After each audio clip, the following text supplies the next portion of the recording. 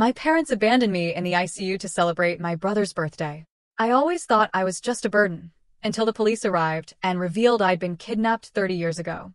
Moments later, a billionaire walked in and fell to his knees before me. Imagine waking up in a hospital bed, your body broken, only to have the people you called family abandon you. But what came next? A truth so twisted, so utterly unbelievable, it made every single moment of my 30 years a lie. Hey everyone, my name is Wyatt Dempsey.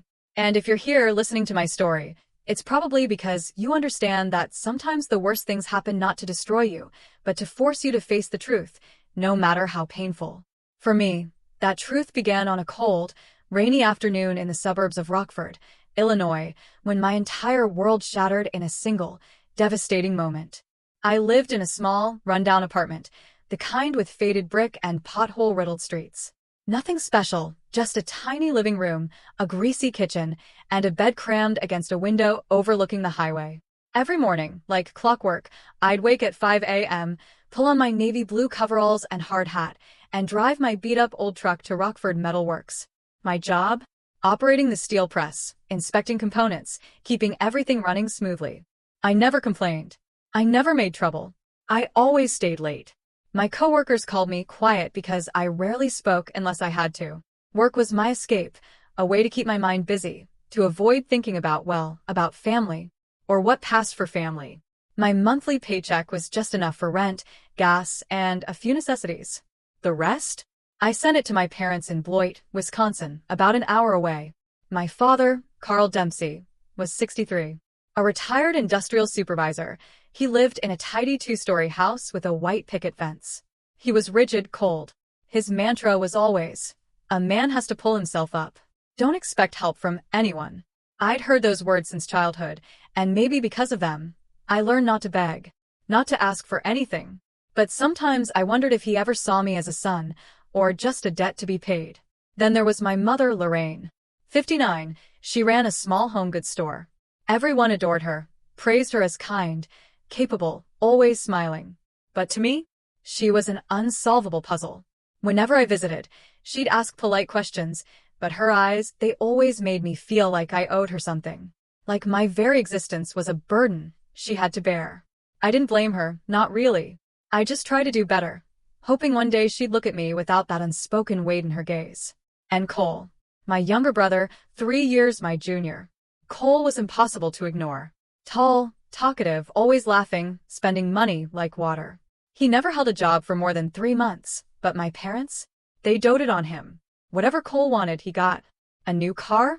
Dad would sign the check. Gambling debt? Mom would quietly pay it off. Meanwhile, I was still driving the same rickety truck from high school, every penny I earned just barely keeping my life from falling apart. The Dempsey family was a strange picture, one where nothing felt fair. I remember family dinners, gathered around the dining room table. Cole would ramble about some half-baked business idea, and my parents would nod, praising him like he'd invented the wheel. Me? I could talk about working overtime for a month to fix a critical machine at the factory, and my father would give a half-hearted nod, while my mother, she'd just glance at me, a look that said, "What's that supposed to prove?" I learned to stay quiet, swallowing the words, hoping the meal would end quickly, so I could retreat to my room. I'm not one to complain, but that favoritism, it cut into me. Day after day. I used to think if I tried hard enough, worked harder, was more something, they might see me differently. But the older I got, the more I realized. No matter what I did, I was just a faint shadow in their eyes. Cole was the light. I was merely there to fill the background. That afternoon, the rain poured, drumming a steady rhythm on the factory's tin roof, almost drowning out the machines. It was my last shift. I was checking an old steel press that had been acting up. Jimmy, my coworker, shouted over the din, "You done checking yet? Shift's almost over." I nodded, wiped sweat from my forehead, and leaned down. Something was off. A steel rod was jammed, making the machine shake abnormally. I reached in, thinking I could dislodge it in a second. Then it happened. So fast. A sharp crack, like the world exploding. The machine roared back to life, the steel shaft spinning at a terrifying speed. I barely had time to scream before it felt like my right arm was being devoured. The pain was so intense I couldn't breathe, couldn't think. I collapsed to the floor, blood gushing, pooling red on the cold concrete. My coworkers' shouts echoed in the distance, but everything faded as if I were sinking into a deep, nightmarish abyss. When I opened my eyes, blinding white lights stung my vision.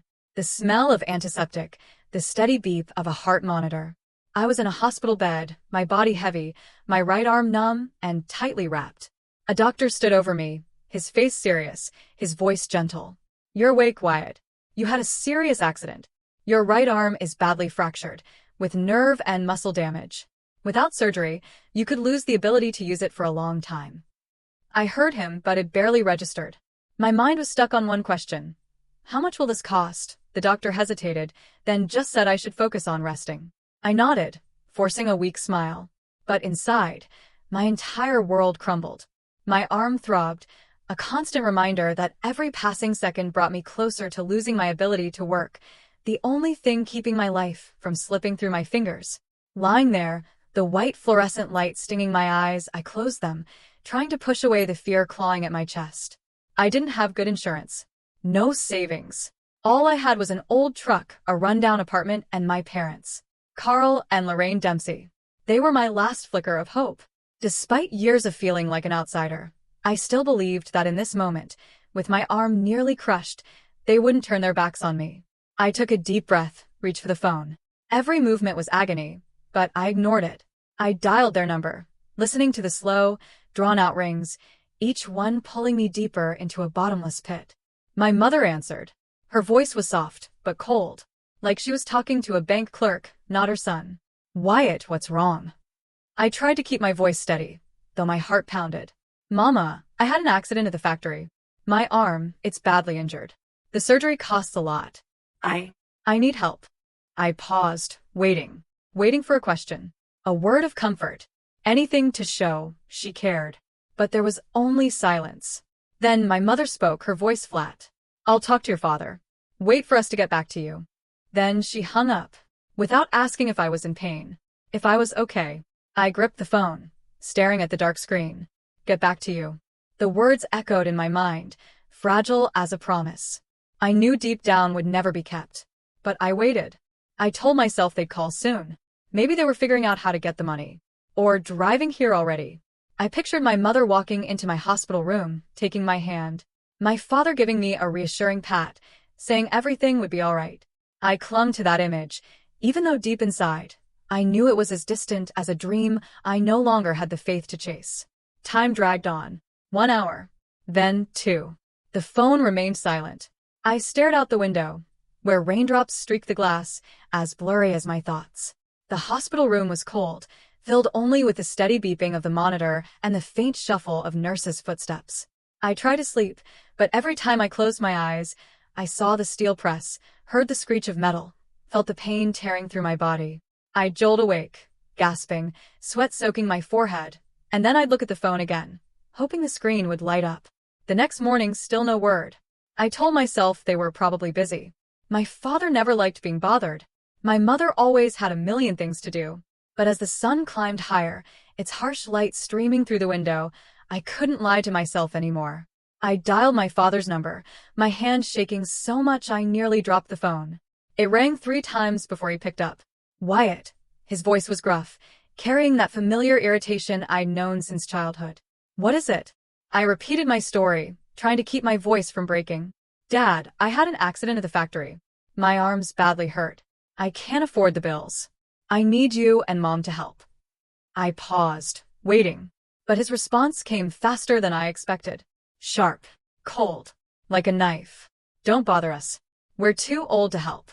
Then he hung up, without explanation, without hesitation. I stared at the phone in my hand, its black screen swallowing the last shred of hope I had. It felt like someone was squeezing my chest, making it impossible to breathe. I wanted to scream, to call back, to demand why. But I couldn't. I just sat there, silent, feeling like a part of me had died. That afternoon, I scrolled through my phone, trying to distract myself from the pain gnawing at my mind. Then I saw it. A social media post from Cole. A photo. The whole family gathered around a large birthday cake. Candles glowing. Bright smiles on my parents' faces. On Cole's face, his caption, "Happy birthday, Dad. Family is everything."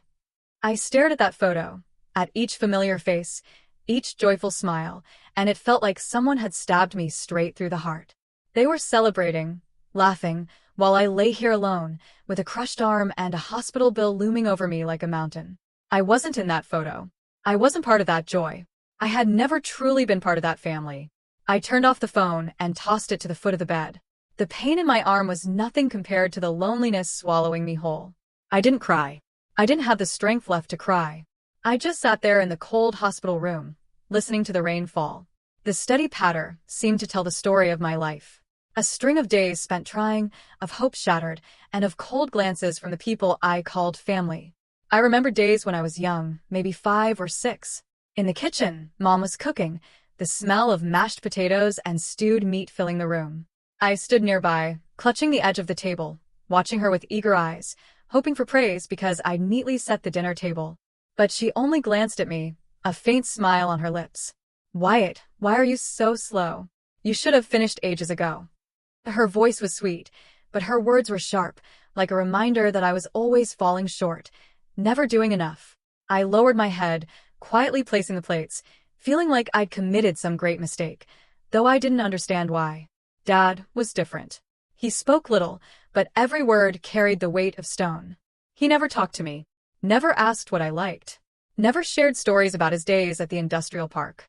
Instead, he gave orders. "Wyatt, clean the garage. Wyatt, fix the car. Wyatt, don't waste my time." I obeyed without question, because any delay would make his gaze freeze the entire room. Once, I spilled a glass of water during dinner. Just a glass of water. But Dad shot up, roaring as if I'd committed a terrible crime. "Foolish. Can't you do anything right?" He made me kneel in the cold garage for 3 hours, surrounded by old boxes and the sharp smell of motor oil. I knelt there, trembling, not daring to cry, because I knew crying would only make him angrier. Meanwhile, Cole seemed to live in a different world. When Cole messed up, everything was brushed off. He broke Mom's favorite vase, and she just laughed, ruffling his hair, saying, "It's okay, sweetheart. Just be careful next time." Cole lost his brand new bike, and Dad just shrugged, buying him another one the next week. Cole was the light in that house, while I was just a faint shadow, quietly doing everything to avoid being noticed, to avoid being blamed. My birthdays were the clearest proof of that difference. I remember my 8th birthday. I eagerly awaited a gift, anything. A toy car, a book, or even just a hug. But when I walked into the living room, Mom handed me an old, faded sweater that smelled of musty fabric. "It's Cole's, but he doesn't wear it anymore. Use it for now." I took the sweater, forcing a smile, but inside I felt hollow. No birthday cake. No candles. No words of celebration. Meanwhile, Cole's birthdays were always grand events. The house sparkled with balloons. The table overflowed with sweets, and my parents beamed, taking pictures of him with expensive gifts. I stood in the corner, pretending to be busy, but really just hiding the tears welling in my eyes. As I grew older, I tried to find ways to please them. I thought if I was good enough, obedient enough, hardworking enough, they'd see me differently. In high school, I wanted to join the football team. I dreamed of afternoons on the field, hearing cheers, feeling like I belonged somewhere. But when I told Mom, she gave a faint laugh, her eyes cold. "Football? That's for kids from well-off families. Wyatt, you should get a job at the auto shop. Earn some money." I didn't argue. I knew arguing was pointless. So, I spent my afternoons after school in the auto shop, hands stained with grease, while Cole was sent to college, fully funded, my parents boasting to relatives that he was the pride of the family. Every time I went home, I tried to do things to be noticed. I fixed the plumbing, mowed the lawn, repainted the fence, hoping just once to hear a thank you or see a nod of approval. But Dad stayed silent, and Mom glanced at me like my efforts were just obligations, not worthy of praise. I learned to endure, swallow in, my disappointment, telling myself that if I tried long enough, one day, they'd see me, truly see me, as their son. The most painful memory, the one that haunts me still, is the evening after my high school graduation. I stood on the porch, holding my diploma, filled with a mix of pride and hope. I'd worked hard, studied day and night for high grades, thinking this time my parents would look at me differently. But from inside the house, loud music blared.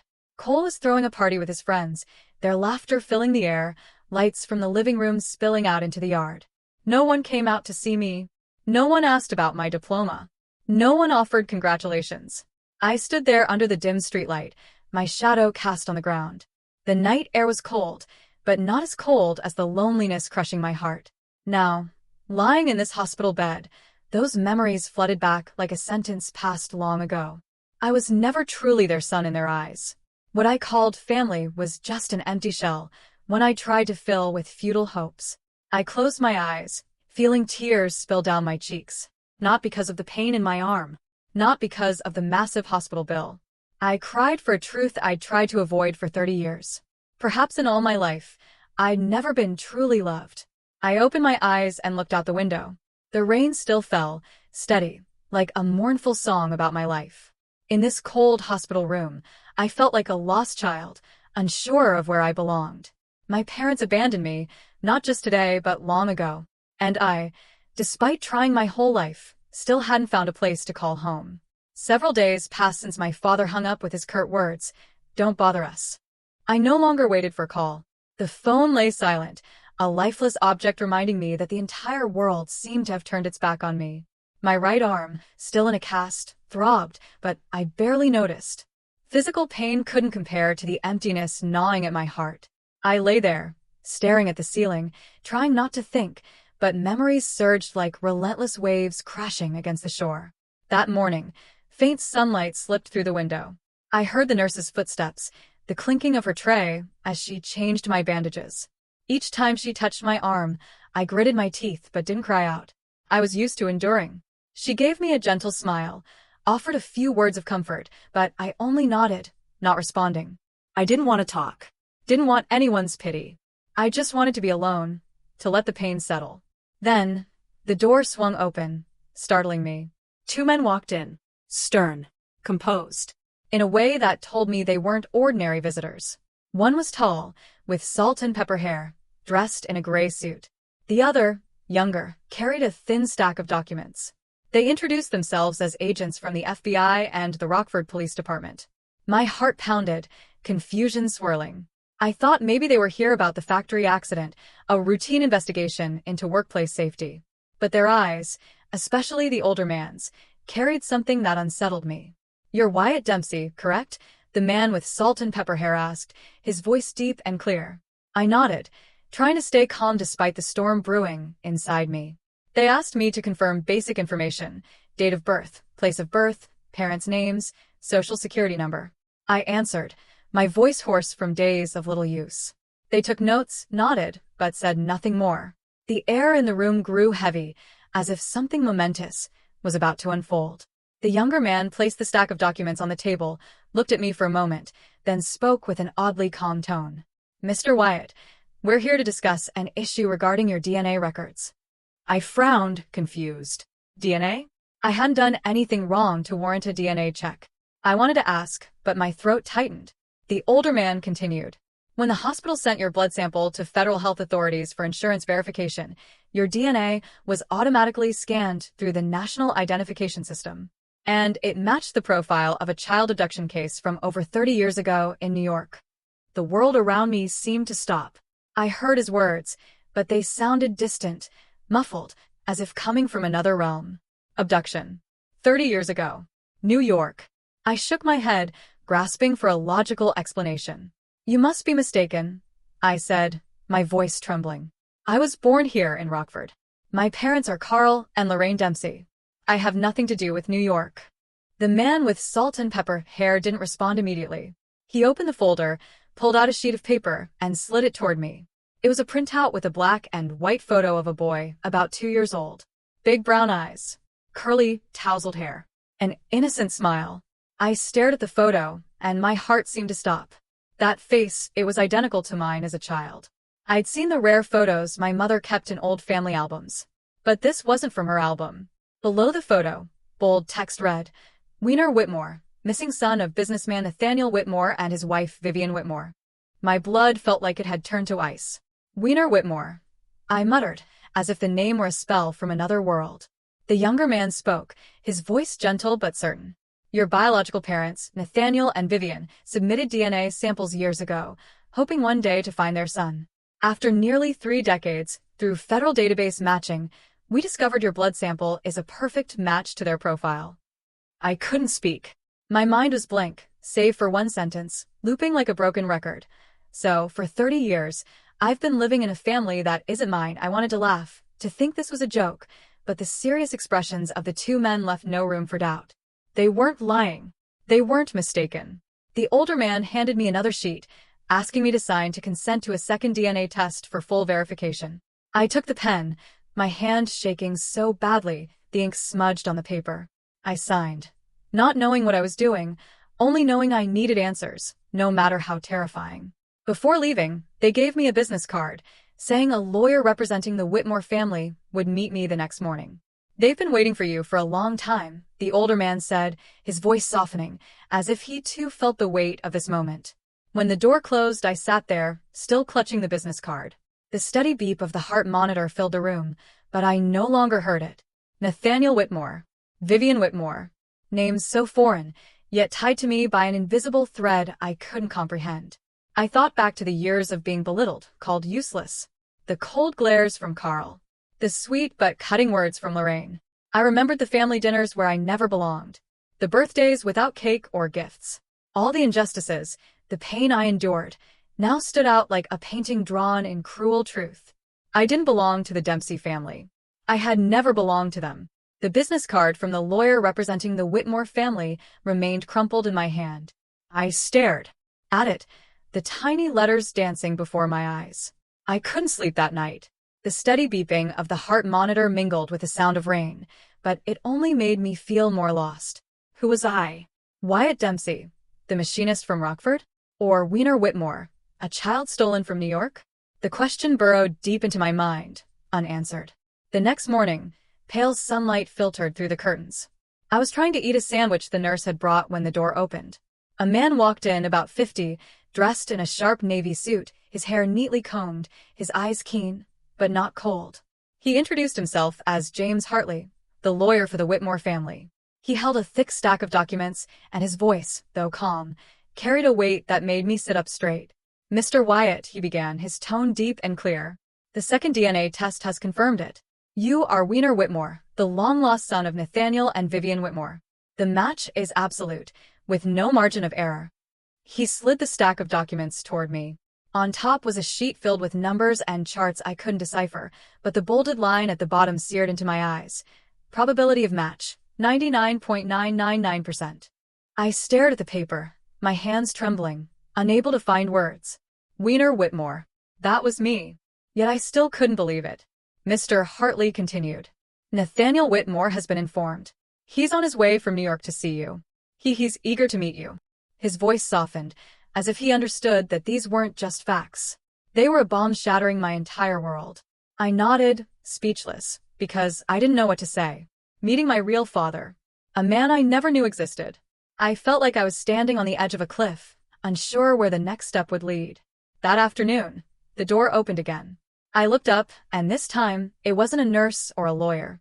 It was an older man, his hair streaked with silver, wearing a gray wool coat, his deep brown eyes brimming with emotion. Before I could speak, he introduced himself as Nathaniel Whitmore, my biological father. He stood just a few steps away, his gaze lingering as if memorizing every detail of my face. I looked back at him, my heart pounding, my mind a whirlwind. I wanted to call him Dad, but the word caught in my throat. To me, he was still a stranger, though his eyes seemed to say otherwise. "Weiner," he said softly, his voice trembling. He stepped closer, sitting in the chair beside my bed, his hands clasped tightly, as if trying to hold back his emotions. I didn't know how to respond. I just looked at him, searching his face for something familiar, some clue about who I really was. But all I saw were his red-rimmed eyes, reflecting a pain and hope I couldn't fully grasp. Mr. Hartley, standing in the corner, began to explain. And what he said tore apart everything I thought I knew about my life. 30 years ago, when I, Weiner Whitmore, was 2 years old, I was kidnapped from my family's home in Albany, New York. 3 days later, the first ransom call came, demanding $500,000. My parents, Nathaniel and Vivian, paid. But I wasn't returned. 6 months later, another call, $1 million. They paid again, clinging to the faint hope that I was still alive. 2 years later, a third demand, $1.5 million. In total, $3 million was extorted. But I remained missing. The kidnappers threatened to kill me if the police were involved, so my parents acted in secrecy.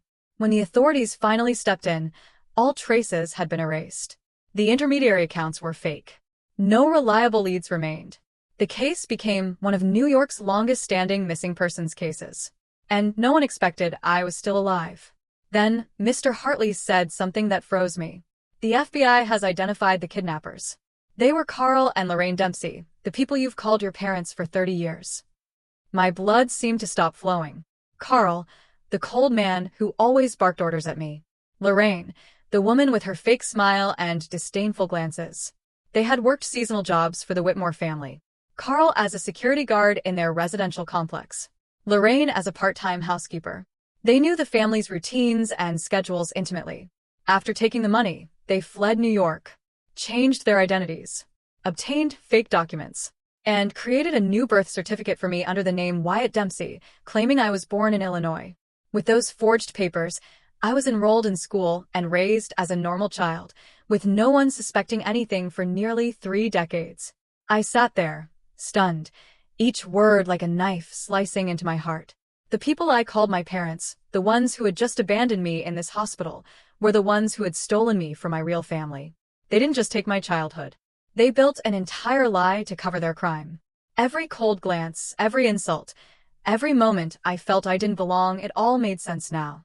They didn't love me because I wasn't their son. I was just a commodity, a secret they had to keep hidden.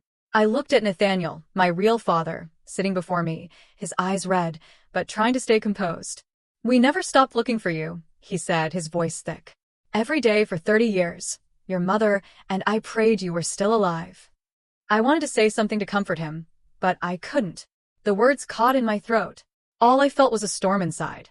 Anger, pain, and an emptiness I couldn't name. A few weeks later, I was discharged. My right arm, still in a cast, ached with every movement. A constant reminder of that fateful day at the factory. But my body had stabilized enough to leave the cold hospital room behind. Throughout that time, Nathaniel was by my side. He arranged for a private doctor, covered all the surgery costs, and never pressured me to call him Dad. He simply showed up every day, bringing coffee, newspapers, or sometimes just sitting beside me, sharing stories about New York that I'd never known. I could sense his patience, as if he understood I needed time to accept the truth. That I wasn't Wyatt Dempsey, but Weiner Whitmore, the son he'd lost for nearly 3 decades. Yet, no matter how gentle Nathaniel was, I couldn't shake the storm raging inside me. Every night, I lay in bed, staring at the ceiling. Memories of Carl and Lorraine flooded back. Carl's cold glares, Lorraine's fake smiles, their sharp words like knives.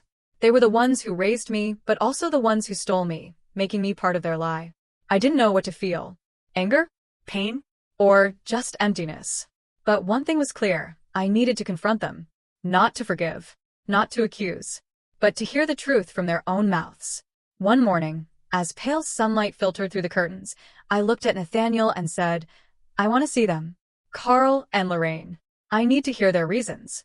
Nathaniel met my gaze, a flicker of surprise in his eyes, but then he nodded. "All right, Weiner, I'll go with you." He called me by my real name, and this time, I didn't correct him. I just nodded, feeling like a small step had been taken between us. We set out for Beloit, Wisconsin, the place I'd called home for 30 years. The car rolled down familiar roads, past golden cornfields glowing under the sun, past weathered billboards I could picture with my eyes closed. But today, everything felt different. I was no longer Wyatt Dempsey, returning to visit family. I was Weiner Whitmore, a stranger going back to face my past. The car stopped in front of the familiar 2-story house. The white picket fence still stood, peeling slightly in places. The wooden steps creaked underfoot. The old flower pots sat quietly on the porch, as if time had stood still.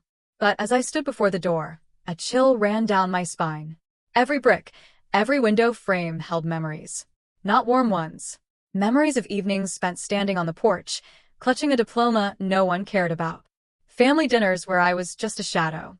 Days spent trying to be loved, only to receive disdain. I knocked on the door, my heart pounding. Nathaniel stood behind me, silent, but his presence gave me strength. The door opened, and Lorraine appeared. She froze, her eyes widening as if she'd seen a ghost. "Wyatt," she whispered, her voice trembling. Before I could respond, Carl stepped out from the living room, his eyes weary, as cold as ever. But this time, I didn't look away. I met their gazes, and for the first time, I saw a flicker of fear in their eyes. We stepped into the living room. The air was heavy, so thick I could hear the ticking of the wall clock, each second stretching into eternity. Nathaniel spoke first, his voice calm but firm. "I'm sure you remember me. I'm Nathaniel Whitmore, the biological father of the child you've raised for 30 years. I'm here only to hear the truth." He didn't mention the police or make threats, but his words carried a weight that Carl and Lorraine couldn't ignore. They stayed silent for a long time. I sat there, looking around the room, the dining table where I used to sit, the bookshelf where I once fixed a broken leg.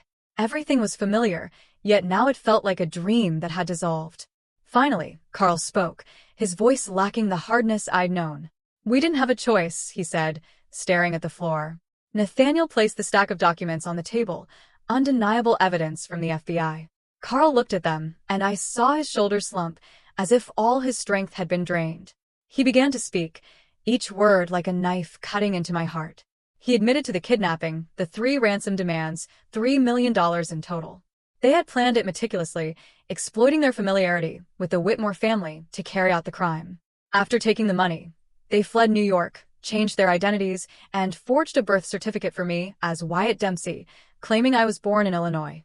Lorraine began to cry, her sobs breaking the silence. She said, trembling, that at first she cared for me out of fear, worried that if they didn't keep me, Carl would be exposed. But over time, every time she looked at me, she saw her guilt. A guilt too heavy to face. To cope, she became cold, controlling, and disdainful, as if blaming me would ease her pain. Carl was different. To him, I was living proof of their crime, a dangerous liability he had to keep hidden until his dying day. I listened, but it felt like I was no longer myself. Each word they spoke peeled back layers of my childhood memories, revealing a raw truth. I was just a tool, a secret, a lie. I looked around the house, everything familiar, yet now utterly foreign. I stood up, my voice low and resolute. "If you had ever truly loved me, you would have told the truth long ago. Instead, you let me live in a lie."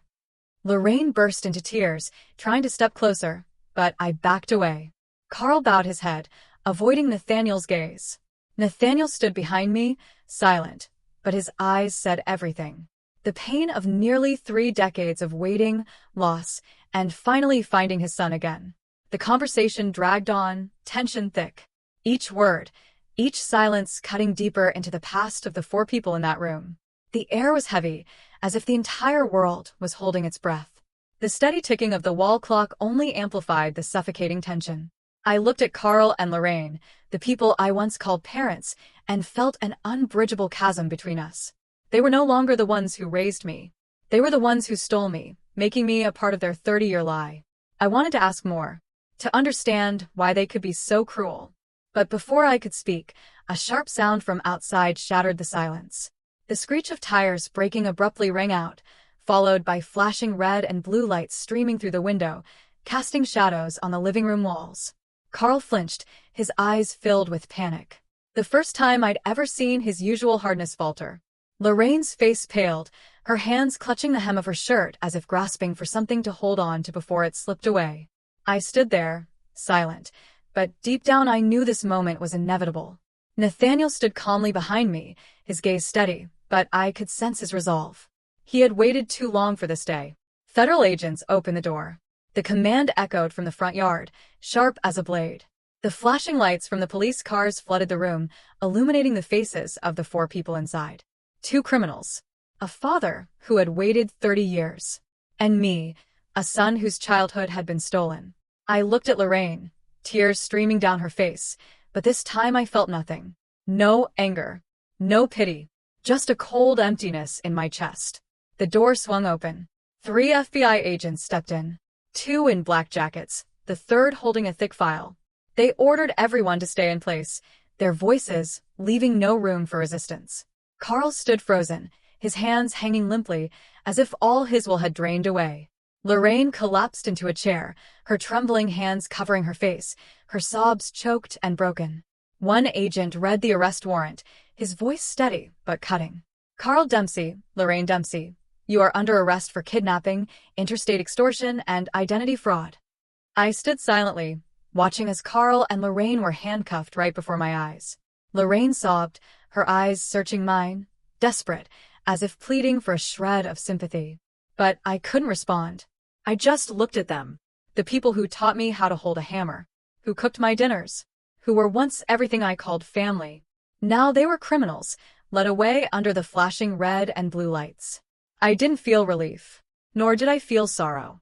There was only a void, as if a part of me had been erased. Nathaniel and I were asked to go to the nearby FBI field office to assist with the investigation.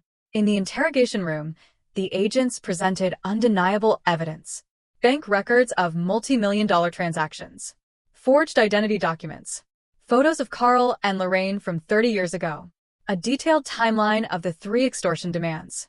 Everything aligned perfectly with the case files from decades past. I sat there listening to each detail, feeling like I was watching a movie about someone else's life. Not mine. Not Weiner Whitmore's. Carl remained silent throughout the interrogation, his eyes vacant, as if he had accepted his fate. Lorraine was different. She claimed she only followed her husband's lead, that things had gone too far. Her voice trembled, but I didn't want to hear it. Her excuses couldn't change the truth. They had stolen me from my real parents, built a life on lies, and abandoned me when I needed them most. The investigators informed us that Carl and Lorraine would be prosecuted in New York, where the kidnapping took place. They could face life in prison. I listened, but said nothing. I just wanted to leave that room, to escape the evidence, the confessions, and the memories weighing on my shoulders. In the hallway of the FBI office, I sat on a wooden bench, staring out through a glass window. The red and blue lights from the police cars still flashed, reflecting on my face, both bright and blurred. I didn't know what to feel. Relief? Grief? Or just emptiness? The man who taught me how to hold a hammer. The woman who cooked my dinners.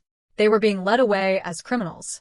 Despite their cruelty and selfishness, deep down, they were still part of the memories I grew up with. Watching them be taken away hurt more than I'd expected. Nathaniel sat beside me, silent, gently placing a hand on my shoulder. He understood that I had lost both worlds, past and present, in a single day. Though he had found me after 30 years, he knew the wound inside me wasn't just about my identity, but about trust. He quietly told the investigator he would handle all the legal proceedings and didn't want to put more pressure on me. I looked at him, gratitude mixed with a sense of unfamiliarity. He was my father, but I still didn't know how to call him that. In the days following Carl and Lorraine's arrest, the entire country seemed to be talking about my story. The media covered it relentlessly, from national news to local papers. The name Wyatt Dempsey vanished, replaced by Weiner Whitmore, my true name boldly printed in FBI files and splashed across headlines. Child missing for 30 years found, they wrote, as if I were a miraculous tale. But for me, each line felt like a knife, a reminder of the years stolen from me. Nathaniel stayed in Beloit, renting a room at a small hotel. He didn't pressure me to move to New York right away, to call him Dad, or to become Weiner Whitmore. He simply stayed by my side, bringing hot coffee and a sandwich each morning, eating breakfast with me in the quiet hotel room. We didn't talk much. Sometimes he spoke of Albany's streets, the golden autumn leaves, or fishing trips with his father when he was young. I listened, nodded, but inside, there was still an emptiness. We were like two strangers, trying to get to know each other after 30 years apart. One afternoon, as the sunset cast a golden glow over the small street outside the hotel, Nathaniel sat across from me, his eyes gentle but meaningful. "Do you want to go to New York?" he asked, his voice soft as a breeze. "Your mother and sister are still waiting." I stayed silent, gazing out the window where dry leaves swirled on the sidewalk. I wasn't sure I was ready. New York. The Whitmore family. It was all still a foreign world. But deep down, I knew I had to face it. Not just them, but myself. Finally, I nodded. "I want to meet them," I said, my voice barely a whisper. Nathaniel smiled, a faint but warm smile. He placed a hand on my shoulder, a brief touch, but enough to make me feel the gap between us slowly closing. 2 days later, we boarded a flight to Albany. From the airport, a car picked us up, driving through tree-lined streets to the Whitmore estate, the place where 30 years ago I had been stolen. I looked out the window, seeing tall oak trees and old-fashioned houses peeking through the foliage. Everything felt both unfamiliar and strangely familiar, as if I were traveling back in time to where it all began. As the iron gate opened, a grand old house came into view, its dark tiled roof and ivy-covered walls striking against the greenery. I stepped out of the car, my legs feeling like lead. Nathaniel walked beside me, silent, but his eyes seemed to guide me. Then the front door opened, and Vivian Whitmore, my biological mother, stepped onto the porch. She froze, her eyes wide as if unable to believe I was standing there. For a moment, time stood still. I looked at her, seeing eyes the same brown as Nathaniel's, the lines of years etched on her face. And then tears fell. Vivian rushed forward, enveloping me in a hug. I stood rigid, unsure what to do. But then, I tightened my arms, returning her embrace. We cried, unable to hold back. She touched my face, her fingers trembling, as if trying to memorize every feature, to make up for the lost years. "Wiener," she whispered, her voice choked. "My son." For the first time in my life, I felt the true warmth of a family, something I had never known in 30 years. Nathaniel stood nearby, silent tears streaming down his cheeks. After 3 decades of searching, he was finally watching his wife embrace their son. From the staircase, another woman descended. Violet Whitmore, my biological sister. She stood there, her hands trembling, her eyes hesitant. Then she stepped forward, wordlessly, placing a hand on my bandaged arm and burst into tears. I nodded, my lips quivering, unsure what to say. The feeling of both familiarity and distance made my heart ache. We hugged. 2 siblings reunited after 30 years, yet separated by a gap time couldn't measure. In the living room, I saw family photos on the walls, old keepsakes preserved like treasures. Vivian, her voice breaking, told me she had never cleared out the room meant for the boy. "Every week I cleaned it, as if you might come back any moment," she said. She led me upstairs and opened the door to a small room. Inside, I saw a little wooden toy car, a green wool blanket, and an old family photo on the table. I sank to my knees, touching the toy, feeling as if I were touching a piece of my stolen childhood. Tears fell too fast to wipe away. That evening, we gathered for our first meal together in 30 years. No music, no fanfare, just a simple dinner, candlelight flickering and tear-filled eyes. I didn't say much, quietly listening to Violet's laughter, Vivian's storytelling, and Nathaniel's warm, steady voice.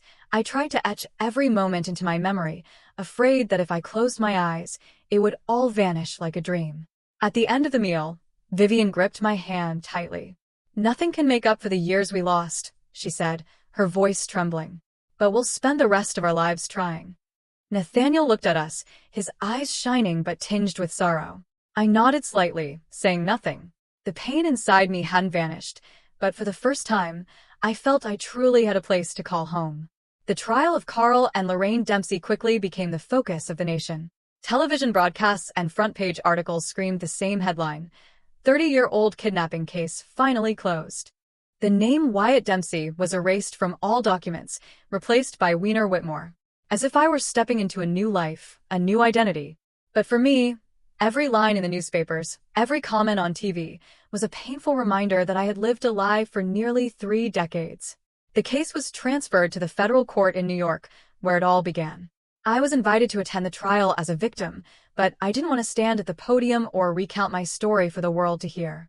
I sat silently in the gallery, my gaze empty, feeling neither hatred nor pity. Carl and Lorraine sat a few meters away, but it felt like they belonged to another world. Carl, with his silver hair and weathered face, kept his head bowed throughout the trial. Lorraine, her eyes swollen, constantly wiped away tears. I looked at them, but felt nothing. No anger, no sorrow, just an unnameable void. The court announced the investigation's findings. Carl was the mastermind, orchestrating the ransom calls and siphoning over $10 million through fake accounts. Lorraine was an accomplice, helping to conceal the crime and raising me under a false identity for 30 years. They were charged with kidnapping, interstate extortion, identity fraud, and obstruction of justice. After 3 months of trial, the verdict was delivered. Carl received life imprisonment without parole. Lorraine was sentenced to 30 years with the possibility of a reduced sentence if she cooperated in further investigations. When the verdict was read, Lorraine's sobs echoed through the silent courtroom. Carl only bowed his head, his eyes vacant, as if he had long accepted his fate. I left the courtroom before the crowd stood up. I couldn't look at them any longer, not out of hatred, but because the pain was enough.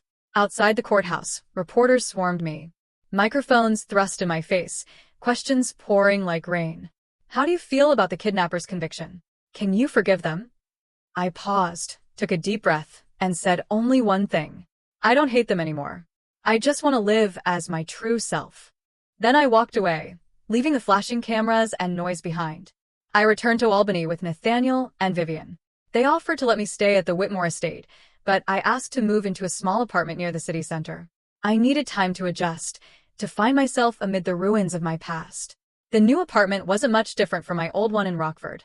Small, simple, with a window overlooking a noisy street.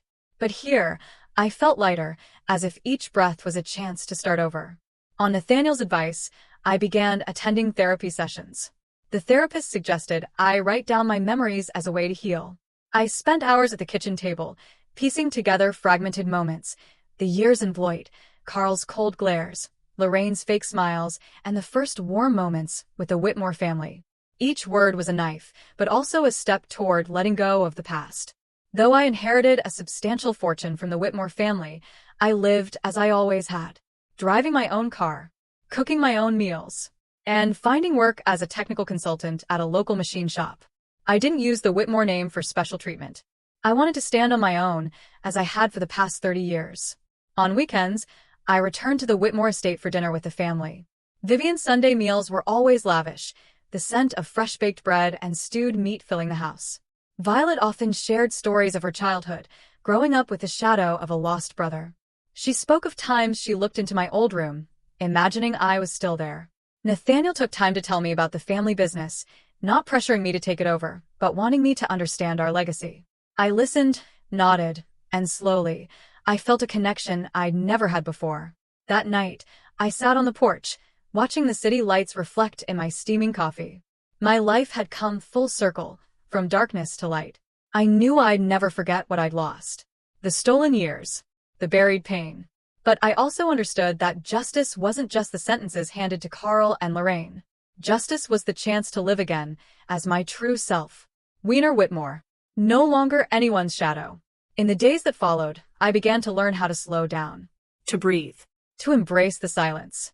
Perhaps after 30 years of running from the past, the hardest thing wasn't forgiving others. It was learning to forgive myself. One tranquil early autumn evening, I sat in my small Albany apartment, a notebook from my therapist in front of me. She had told me to write down my true feelings as a way to confront and heal. The tea beside me had gone cold, and the streetlights filtered through the window, casting a glow on the blank page. I picked up the pen, my fingers slightly trembling, and began to write. I lived 30 years in a story that wasn't mine. But perhaps that's what taught me more than anyone the meaning of the word freedom. Memories flooded back, vivid and sharp like an old film. I heard the roar of the steel press, felt the searing pain tear through my arm, saw myself lying in the cold hospital room with a silent phone, no calls coming through. I remembered Carl's cold glares, Lorraine's fake smiles, and the moment Nathaniel first hugged me, his voice breaking as he called me Wiener. Each memory was a cut, but also a piece of the puzzle, helping me understand that life, despite its wounds, always leaves a door open. You just need the courage to step through. I kept writing, each line pouring from my heart. Justice, to me, wasn't watching Carl and Lorraine be punished. Justice was no longer letting them control my emotions. I chose to forgive, not because they deserved it, but because I deserved peace. Hatred, I realized, is an invisible chain binding you to the past. Sometimes the only way to be free is to let it go. I let go, not to forget, but to move forward. To stop carrying the weight of those stolen years. In the notebook, I wrote about family. Not just where you're born, but where you choose to belong. I once thought I had no one, that I was a lonely shadow in Carl and Lorraine's house. But with Nathaniel, Vivian, and Violet, I realized family isn't just blood. It's in the way they opened their hearts to me. The way they patiently walked through my pain with me. Vivian didn't try to erase my past. She held my hand, guiding me through the wounds. Nathaniel didn't push me to become an heir. He just wanted me to know I always had a home. Violet, with her stories of her childhood, showed me I was never forgotten, even when I didn't know they existed. During an interview after the trial, when a reporter asked how I wanted to be remembered, I said, I don't want to be remembered as a kidnapping victim, but as a man who chose to stand up, to live honestly and kindly, even when the world lied to him. Those words weren't for show. They were a promise to myself. I declined Nathaniel's offer to take an executive role in his company. Instead, I chose to work as a community advisor for the Whitmore Foundation, helping missing children and victims of domestic violence. To me, helping them find themselves was the best way to know I was truly healing. One day, I was invited to speak at a local university. Standing before hundreds of students, I looked into their young, hopeful eyes and said, sometimes we can't choose where we come from, but we can always choose how we live afterward. I shared my journey not to boast, but to show them that life, however harsh, always has an escape. I urged them to cherish the simple things, a home, a meal, someone willing to listen, because those were what I'd lost for 30 years. And I emphasized, don't let your past define you. It's where you came from, not where you have to stay. As dawn broke, I closed the notebook.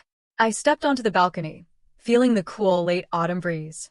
The sky was shifting colors, the radiant sunrise filtering through. The trees, like the light I once thought I'd never see again. I took a deep breath, and for the first time, I felt lighter. I was no longer the stolen child. No longer Wyatt Dempsey, living a lie. I was Weiner Whitmore, a man who had found himself amidst the fragments of his past. Standing on the balcony, watching the first rays of dawn pierce through the trees, vibrant and warm, I reflected on my life. After 30 years, it had taught me that justice isn't just a verdict in a courtroom. It's the truth laid bare, no matter how painful. Love isn't just in blood ties, but in the way people choose to stay, to hold hands through wounds. And happiness sometimes isn't about reclaiming what was lost, but learning to cherish what remains. A home, a meal, a sincere glance. I, Weiner Whitmore, had found light among the broken pieces. And I knew that with enough courage, anyone could do the same. Have you ever felt like your entire world was a lie? Or had to redefine who family truly is? Share your thoughts below. I'd really love to hear them.